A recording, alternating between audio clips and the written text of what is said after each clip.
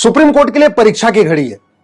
परीक्षा की घड़ी इसलिए है कि जो अभी सरकार ने वक्फ कानून में संशोधन किया है उसके खिलाफ 1 दर्जन से ज्यादा याचिकाएं फाइल हो गई हैं, 1 दर्जन से ज्यादा पीआईएल फाइल हो गई है।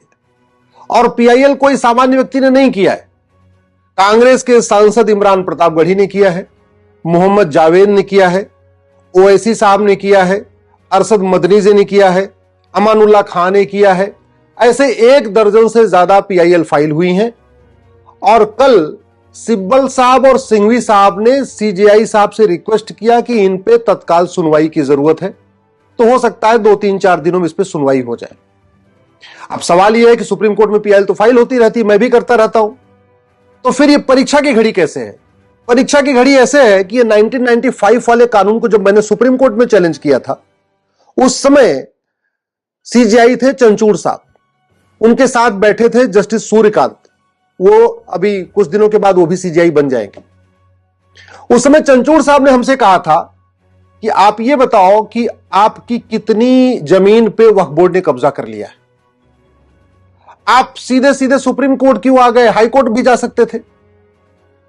उन्होंने कहा कि पहले ये एस्टेब्लिश करिए कि इस कानून के कारण आपको क्या नुकसान हो रहा है, आपका कौन सा फंडामेंटल राइट वायलेट कर रहा है। तो मैंने कहा साहब, जब अगर पर्सनल नुकसान हो तो फिर पीआईएल किस बात की? पीआईएल का तो मतलब ही होता है पब्लिक इंटरेस्ट लिटिगेशन। हमारा कोई पर्सनल इंटरेस्ट लिटिगेशन थोड़ी है, कोई हमारी खुद की जमीन थोड़ी गई। हमारी जमीन अगर कब्जा होती तो मैं हाईकोर्ट जाता, कहीं और जाता। चूंकि ये कानून पूरे देश का है, संसद का बनाया हुआ है और पूरे देश में जमीनों पे कब्जा हो रहा है, इसलिए मैं सुप्रीम कोर्ट आया हूं। मैंने एक लिस्ट बनाई थी कि देश भर में वक्फ बोर्ड ने कितनी जमीनें कब्जा किया है। हालांकि उस समय मेरे पास जो लिस्ट थी वो 10 लाख एकड़ की थी। हमें यही पता था कि भारत में 10 लाख एकड़ जमीन पे वक्फ बोर्ड ने कब्जा किया हुआ है। और अभी जब ये कानून बदल रहा था तब पता चला कि नहीं, ये तो 40 लाख एकड़ हो चुका है। तो हमारे पास जितनी जानकारी थी उस समय, वो जानकारी मैंने एक नोट्स बना के कोर्ट के सामने रखना चाहा। तो चंचूड़ साहब ने मुझे वो नोट्स भी नहीं पढ़ने दिया। उन्होंने कहा, not a single word mister Upadhyay, एक शब्द आप नहीं बोल सकते, हम नहीं सुनेंगे आपको। अंत में मैंने मजबूर होकर अपनी पीआईएल वापस लिया और मैं फिर दिल्ली हाई कोर्ट गया। अगले ही सप्ताह दिल्ली हाई कोर्ट ने नोटिस जारी किया, सरकार को नोटिस जारी हुआ। उसके बाद देश के अलग अलग हाई कोर्ट में पीआईएल फाइल होना शुरू हुई।